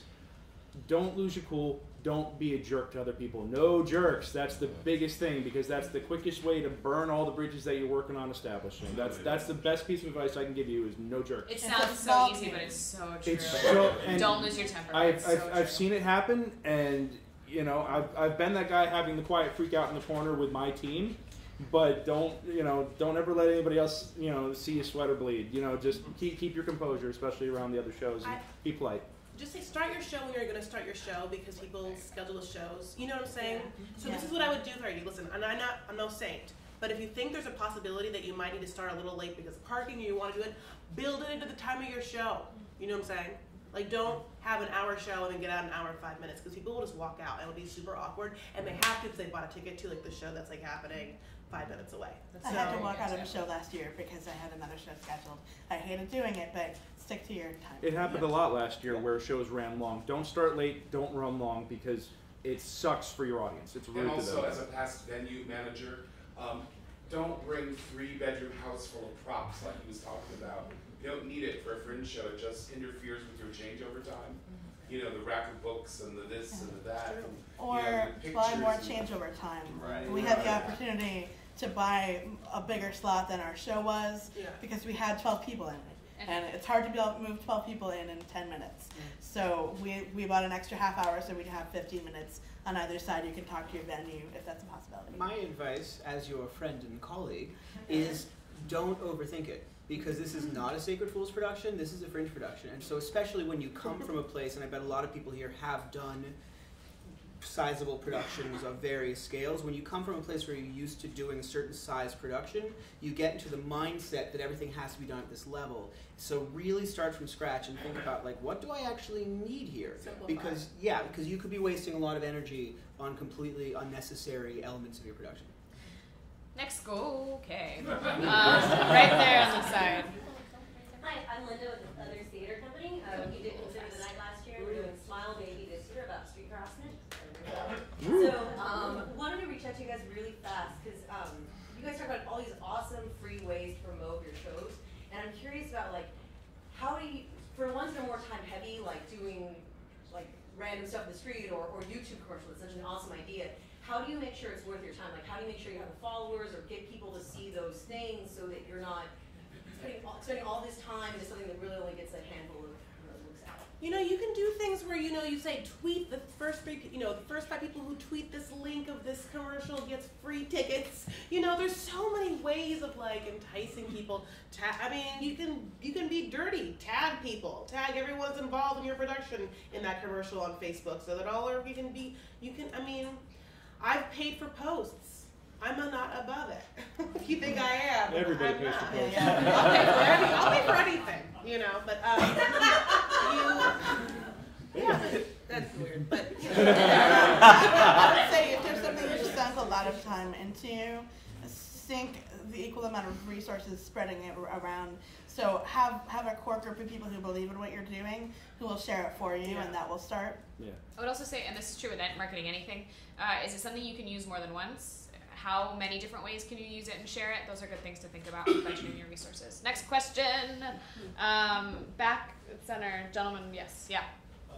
If we do like a Kickstarter or Indiegogo type thing, when would you recommend doing it?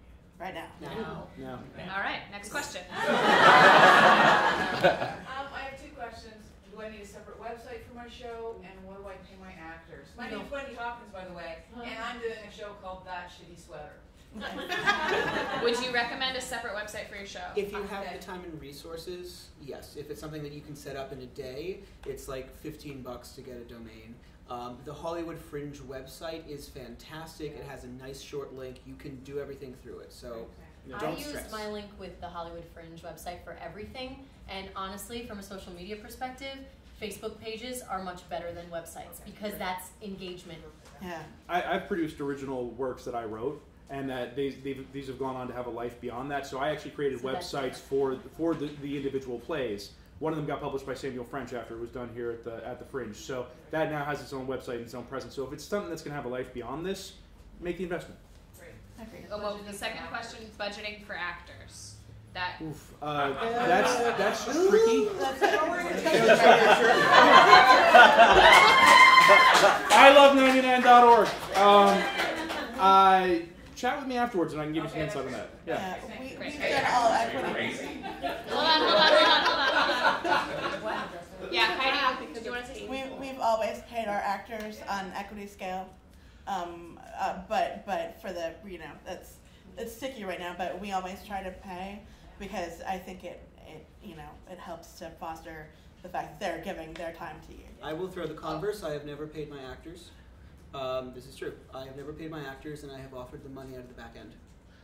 Also, as a quick announcement, if you haven't already seen this on the Fringe blog and site and all of the above, if you are concerned about the equity issue this year, the 99-seat House issue, all Fringe productions in 2015 are okay to proceed forward as planned, as per meetings between Hollywood Fringe and Actors Equity. And if you need more info about that, hollywoodfringe.org/blog. Thanks. You're welcome. Red shirt here in the front. Yes, my name is Lee Curran, and my show is Why Water Falls. And I just have a question about the April 1st deadline. So I'm registered. I've written my synopsis of my show. Does that mean that everything's done as far as registering for the printed guide is concerned? You'll just get that off the website, so I don't have to think about that anymore. Correct. Oh, good. As long as the text that you have on the website is what you want in the guide, where it says guide text. Right. Okay. Yes. And your venue. You can also count on us being very diligent about making sure that your guide stuff is all ducks in a row. Like, we'll be sending email newsletters reminding you, and we will drop you a line if you screw something up. We're here for you. Okay. Thank you. Okay. The gentleman in the plaid right behind her. Hey everybody! Hey! So my show is called Turn the Beat Around, an exploration of drums, drumming, and drummers, and it's at the Lounge. Super fun. First of all, fantastic information from all you guys. Really awesome. I just had a couple show things to add for having produced work here in Los Angeles in the past. When you tweet a quick review, hey, go and see so-and-so, and you hashtag the name of the show, hashtag the name of your show, so that that show knows that you came and saw your show, and then you're putting out 2 things instead of just 1 thing. So always, don't include yourself like, hey, I'm an asshole, I'm going to include myself in everything, but let the people who you're tweeting to or about know that you're the one that's sending, because that's how you build a community. Also, people review plays in Los Angeles on websites all over the place. So find out who those people are. They need content and a free ticket. So it's a good way to get an early review. Like if you have a show on a Sunday at 6 o'clock, nobody else is doing a show on Sunday at 6 o'clock probably, or very few, get them to come see your shows. My question about Fringe is, can we post our reviews on the website, and where would that go on the website? We're still doing reviews on the website, right? Yep, you can post your reviews on the website. It's kind of built in similar to a Yelp page. When you go to the projects page, you can write your review there. Another big part of friendships, when you see people's shows, review them for them. It's a very nice thing to do. Also, if you get reviews from traditional press, there's not a way to put those right into your review section on your page. However, you can just paste quotes from them into your project description. Yeah, constantly update your Fringe page through the festival. If you get a good review, put that at the top of your description, put the quote, and then all your text underneath. Or put it in an image, like keep it fresh. We'll talk about that. Next question, gentleman there in the glasses. Yes. I'm Jeff Mills from Proboscis Theater in Santa Barbara, and we're doing a show called La La Strada. My question is about ticket prices, and how do you set ticket prices, and what's the sort of acceptable range this year? What would you say is an acceptable range for ticket prices? I wouldn't go past 15. I wouldn't go past 15. Yeah, I wouldn't go past 15. 10 to 12.50 seems to be about the average. Now you can do that thing where it's like the Brandon trick, you know, like roaming over the crowds.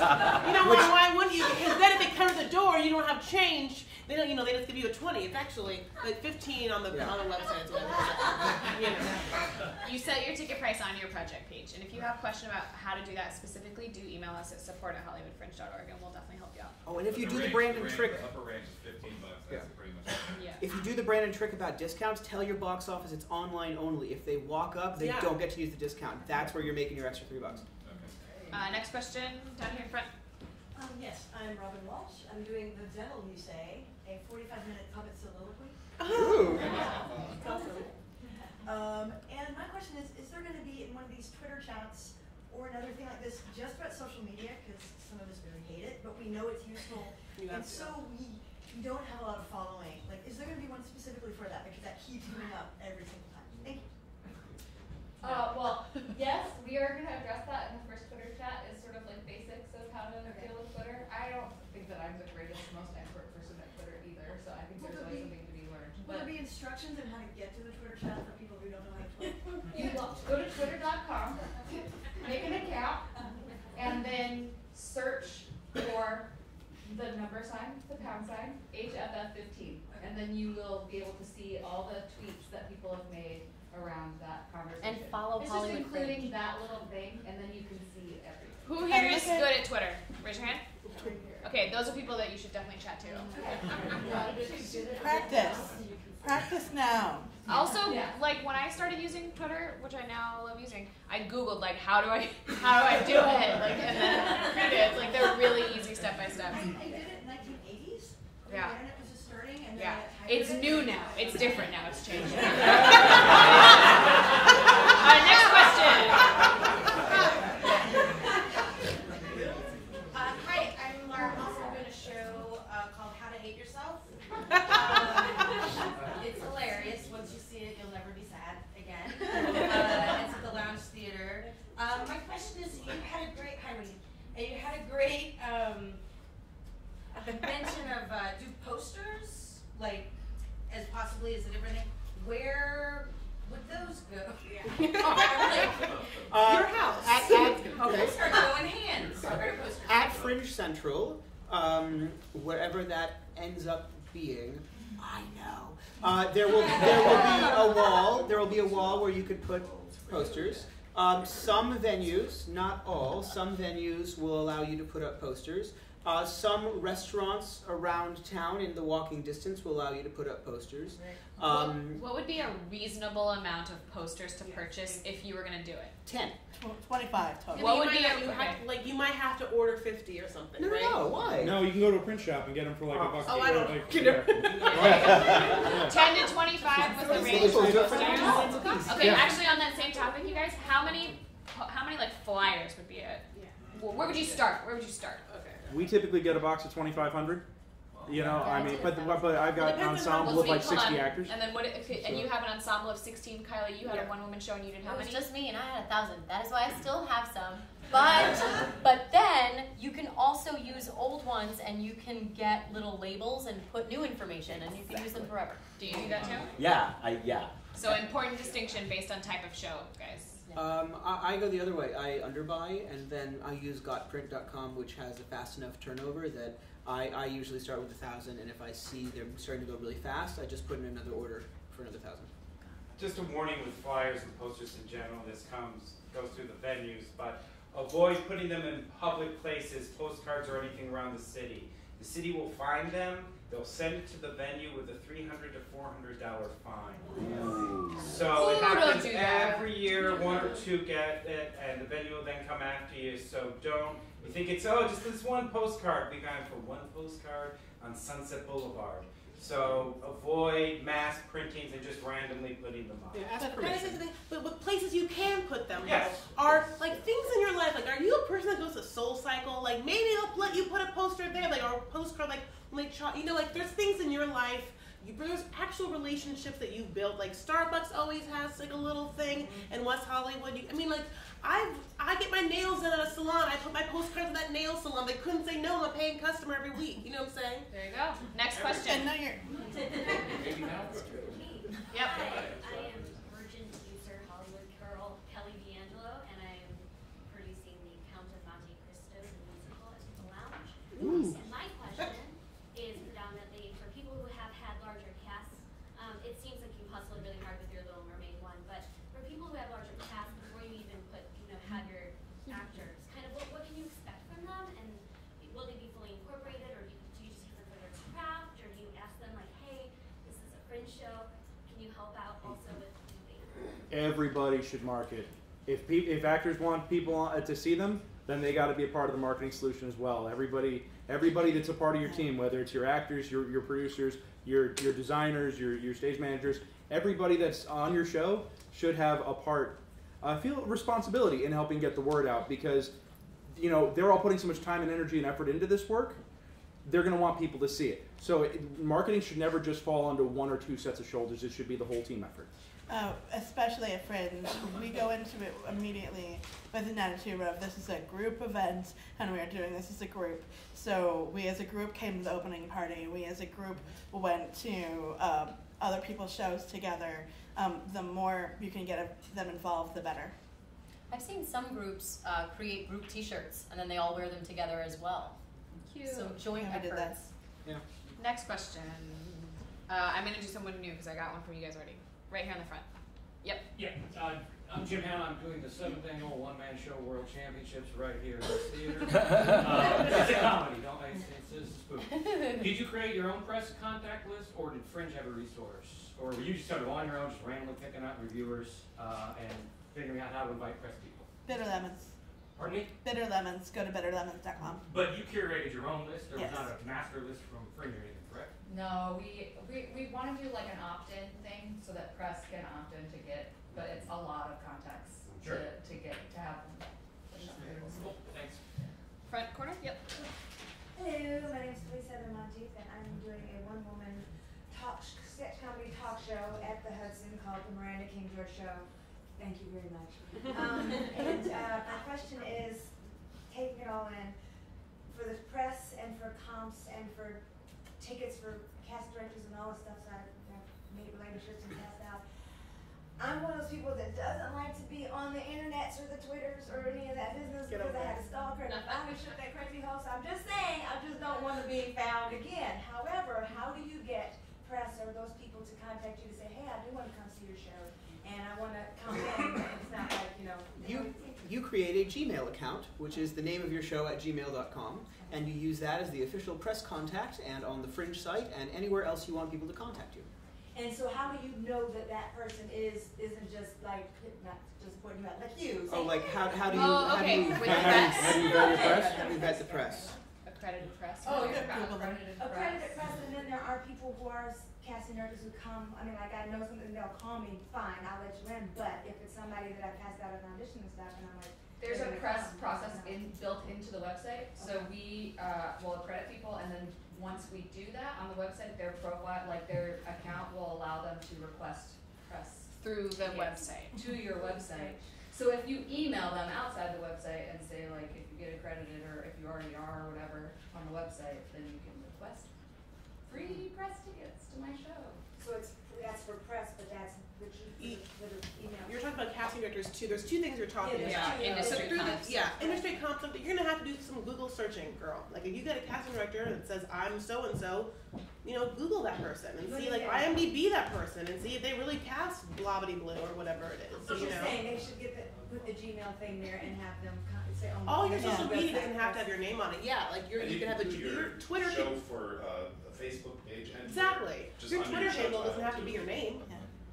Also, if you don't like social media, but one of your friends does like social everywhere, girl. You know what I'm saying? One of your friends does like social media. Ask them for help. Just ask for help. Ask everyone for help.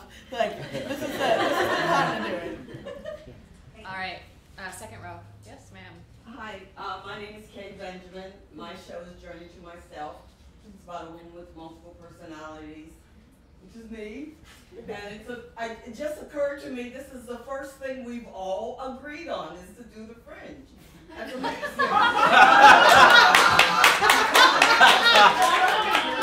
There's something here for everybody. Yeah. But I wanted to ask, because well, first I wanted to say, I made all the mistakes with my postcard. But I do want to say I used universal print on Cahuenga, and I got 1,000 for $136, whether they're black and white or color, and I think that's amazing. Okay. That's amazing. Great. But there's this thing that you do with previews, and I don't know what that is. I mean, that you Press do, week. not just all. Yeah, previews. So we have previews for the Hollywood Fringe Festival, much like preview performances for any other play. They are June 4th through 9th. If you have a show in that date range, June 4th through 9th, it is considered a preview performance. That's the time pre-festival to try and create some of the buzz that they're talking about here. So the time that you invite everyone to come and see it for free or very cheap and talk about the show. The official opening of the festival is the following week. It's really super helpful, especially for a one-person show. Matt spoke very highly of it before we started working together. And before Fringe had even officially opened, people were buzzing because of that week. And were wanting to come to the show before it had even opened. So it's really invaluable. I highly recommend Press Week. I think it's awesome. Yeah, and spacing out your performances if you're a one-person show. Spacing What about them out. sold out crowd? Is that something, you know what that is, right? Paper service. It papers the house for you, like during your previews or What do you whatever. guys think? And you kind of register with them. The question with that, the question. I don't know if it's a conflict of interest with Fringe and your website. No. Well, no, I don't think it's a conflict of interest, but it's Sold Out Crowd, just for you guys, if you haven't heard of it, it's a service where people can sign up and pay a little bit to be given comps when houses need people to look like they've got an audience. I think that it's not a bad way to go about doing it, but Fringe is one of these specialized environments where you want to get word of mouth buzzing, and I don't know if the Sold Out Crowd folks are the right demographic to be you hitting. leave like a block of tickets, say 20 tickets for your venue or whatever, and they won't. You call them at whatever 3 o'clock for a 6 o'clock show and say, I have 5 tickets I want to release. I would vote emphatically against that. Yeah. Paper your house entirely with other Fringe participants. Fringe. You're wasting a free ticket on someone who's not part of the Fringe community. Right. Because the big thing is that are you going to get that word of mouth return from Sold Out Crowd? You're more likely to get it from Fringers. Right. Or your friends. Or your friends. People who Or love friends, the show in the audience laughing with reviewers. Yeah. Does that answer your previous question? Good. Okay. Next question. gentleman in the back. Me? Yeah. Steve Troop, doing the Alien versus Musical here at the Turner Asylum. That sounds What's awesome. it called? Wait. Alien versus Musical. Oh, that sounds great. I'm actually the puppeteer who's building all the puppets for it. Whoa, Puppets? Whoa, whoa. Yeah. You're talking. I thought it was a good idea to show the process of building puppets as an Instagram. Yes! Hell yes! Yes! Well, that's the kind of thing where it's really, in terms of giving stuff away, if you've got twists and things that you don't want to give away for the plot, don't. But something like that, the process, the behind the scenes, people love that stuff. There was a show one year, Valentino will play in verse, it was year one. They tweeted the entire original script. They actually wrote out the entire script on Twitter in verse and shared that. And I went and saw their show, even though I'd read the whole damn play on Twitter. And I loved it, and it was fantastic. So pulling back the curtain on your process is actually kind of encouraged here because it gets people interested. It creates different, what's content. weird. Yeah. It's special and important to put. You guys need to talk, and you need to create a block of puppet show. I just kind of feel like quickly, I just want to say, it's like you are going, if you're doing social media right, you are trying, you are striving for creative content all the time. Having pictures of a rehearsal process that's something engaging is like, that's what you want, and it's free, you know, so, yeah, like, but not just you, like, so if you have something like that, like, if you do something movement or dance, or if there's something that you can share, like an image like that, that's brilliant. Yeah, we did vines of dance rehearsals last year, and that worked really well. And you don't have to give I away just did the shirtless final videos. product Videos, of the puppet. You can show like leading up to it and then be like, if you want to see what it looks like, come, you know, up until the final stage. Next question. You there. Yes. Hi, I'm Satya Vani. I'm doing a solo show, part of Leslie's Greek production. Mine's called Place Called Home. It's about surviving the war in Kuwait. Yes, I survived, so then I killed the ending.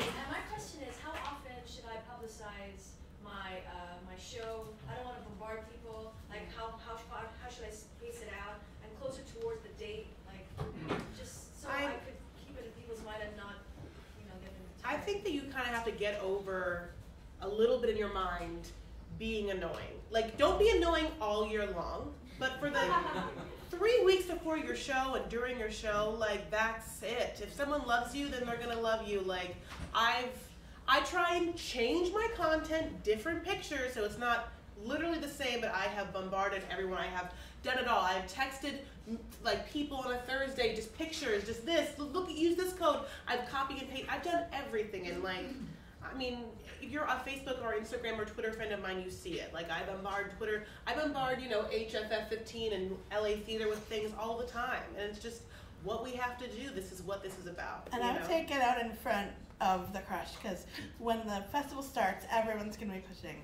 But right now, if you happen to have a photo of rehearsal or a picture of your in development puppet or anything, if you put it out there right now, or if you happen to have your postcard image and you buy ads on the site, there's maybe 4 other shows having ads. So as everyone goes right now to put their information for the April deadline, they're going to see your show and then your show and then your show.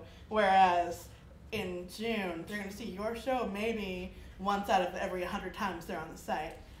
The other thing is, don't just spam, hey guys, buy tickets here. Hey guys, buy tickets here.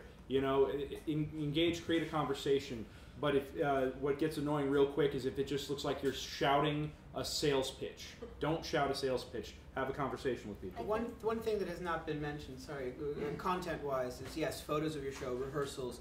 But I also, for my Facebook page and Twitter, like to post links to articles that I find thematically similar to my piece. So for No Homo, anytime an article came up about, like, new British study shows that straight men love to have sex with each other, which they do, I would share it.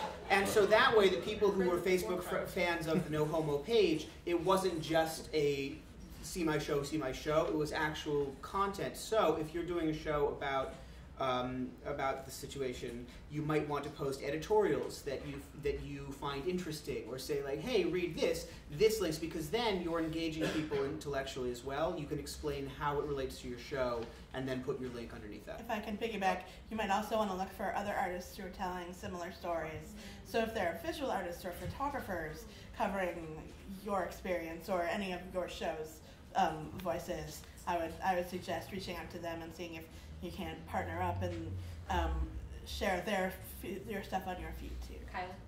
I think it's all about planting seeds for social media and for marketing. So right now we're in March, Fringe is in June, so I'd say once a month or once every 2 weeks on your Facebook, if you haven't already made the official announcement that your show is going to be in Fringe. As you get closer, think about how people schedule their lives, right? I like to know at least 2 weeks in advance before I go to see something. If my friend tells me, oh my God, in 2 weeks I'm doing this show, and then I'm like, okay. And then a week before they remind me again, then it's in. But if you're telling them like a month before and you just expect them to show up, you really have to follow up with people, not only on social media, not only at the Fringe events. Call people. Nobody does it anymore. Call people. Hey, how are you? I'm doing this thing next week. I want to see you anyway. Do you want to come? Let's hang out after. So really have the FaceTime with people and call them. All right, we gotta cut that one off. We are now going to engage in what we call the lightning round because we have 5 minutes left of Q&A. So if you have a question right now, I need you to raise your hand, and it has to stay up there until the end of the lightning round. You can like rest it, but it needs to stay up. And it's going to be like a 1 question, 1 answer kind of thing. Let's see how it goes. I stood up. It feels important. All right. Lightning round. Go ahead. Hi, Jen Albert. We're doing 50 Shades of Shrew. Which is all female and BDSM standpoint. The problem is that we have a couple of 10 p.m. shows, and I'm wondering what the trends are with that. I know you said a flash sale would be really good, but because it's an adult theme, Advertising alcohol. It's not a problem. I figure it's not a problem. It's not a problem. 10 p.m. is great for that. 10 p.m. Yeah. 10 p.m. is great for that. Next question. Andrew Monty doing Three Musketeers, Pound with Swords. How many shows do you recommend? How many previews? How many shows do you recommend? 4 to 5. Less than you think you need, because if you sell them out, you're building buzz, and you might be able to add other shows. So is 10 too many? Yes. Yes. I say 4 to 5. That's just me. 5. I did 3, but how many are in your We cast? put 5, we put 1 preview. Perfect. That's perfect. That's great. Next question. Hi, I'm Rala with Brazen Beauties Burlesque. We're doing Beauty's Playhouse, burlesque style kids show. Woo! We need to talk. So, tits and ass with Groucho, the Sesame Street. So, my question is, how much are the ads in the full page ad, half page ad, quarter page? We're trying to make our budget. Go to hollywoodfringe.org/market. That's all on there. Okay. Yep. Next question. Yep. Hi, Bob Arnold. I'm excited to be here, doing Old Friends at the Actors Company. About a love story about 5 dear friends growing up in San Fernando Valley. There's 5 old guys on stage. It's gonna be great. Comps. What's the best way? It sounds simple, but what's the best way? Leave it on the door, but the most creative way. Online comps. How do you Create a comp code on the Fringe website as one of the discount codes that makes it a pay what you can. Tell them that you're offering them a comp, but make it a pay what you can code. Then they go to register their tickets, they select their date, they select their time, and it says, would you like to make a contribution? You might get $5 out of it. Next question. Yes. I'm Kyla Garcia, and I started a theater company called Stage Against the Machine. Woo! Love that title. So this question probably doesn't even have an answer, so I'll just ask it quickly, and then when we're all networking, maybe one of you or somebody will have ideas for me. We are pay what you can theater company, and we're a 501c3, and for each show that we do, we team up with another charity, another 501c3 that goes with what we're doing. We've got the rights to do Highland Park, and we argued enough to get to do it in 2 parts. So we're really excited. But every time I hear about the comps and the codes and the things, I'm like, we can't do that. We're already pay what you can. So I feel like this is a creative answer that we're already both really brainstorming about. Talk to the guys at Courage Theater Company. They're the same business model, and they have they've been a part of the Fringe previously for years. So Courage Theater Company, COEURAGE. Talk to them. Jeremy Lelliott's a friend. Tell him Greg sent you. Talk to him. He'll get you your answers. That's the answer. Yeah, there you go. Just talk to them. They've done it. There you go. Next question. Way in the back. Yep, I'm just making sure I'm not missing anyone on that. Yep, way in the back. Go ahead. Hi, I'm Maggie Simone. I'm actually not doing Fringe this year because I can't swing it and I'm leaving the country, but I will be seeing shows. My question, you may have answered this, I was pretty late. Is there a database for people who are doing Fringe to find each other online by show?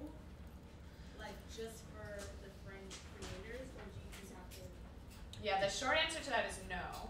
But the longer answer is that, I mean, everyone who is in the festival is contactable through the Fringe website. You can send message when you hit someone's profile, but most people who are likely to respond will be active on social. Would you guys have other advice for how you got to know people? Friend everybody who's posting HFS on Twitter. Friend everybody. Follow everybody that posts on Twitter, friend people on Facebook. Your friends list is going to explode. But to find every single production, it's on the website. So you can literally access everyone. And it's on the app. The app is amazing. You can do it by tag, too. Tag musical, and you can pull up all the musicals. By venue as well. Don't send too many, they'll shut you down on Facebook. There's too many friend requests. Right there? Yep.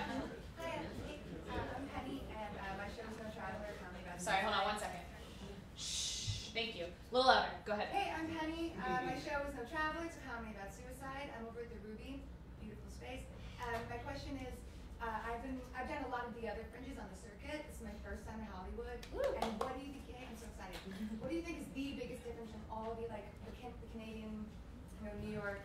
Community. Well, this is the. Well, hold on. Les does all. Well, the big difference between this and like a Canadian festival is this one is still growing. So as the Canadian festival, people will just automatically come because it's Fringe, period. Here, you got to get more down and dirty as far as going to the Fringe Central and really engaging people and really talking to people and really relying on the people that you know here. So that's just something that it's getting better year after year. But in Canada, people will see Fringe and just automatically go regardless whether they know about the show or not. Here, you've got to really just get in there more as far as just talking to people and meeting people and just. Very good answer. Next question. It's like our last. Yes! It's our last one and it's our last one. Go ahead. My name is Bella Merlin. I'm doing a play called Nell Gwyn over at the Ruby Theatre at the Complex. I'm a Brit. I'm shy. I'm very confident on stage. Absolutely terrified about entering this community. Advice for those We love you who are already. not so confident about doing the hard stuff. I started every conversation after the first town hall I went to with, I'm incredibly shy, and this is the first time I'm doing anything like this. And it gets less painful, and then suddenly you have 500 Fringe friends.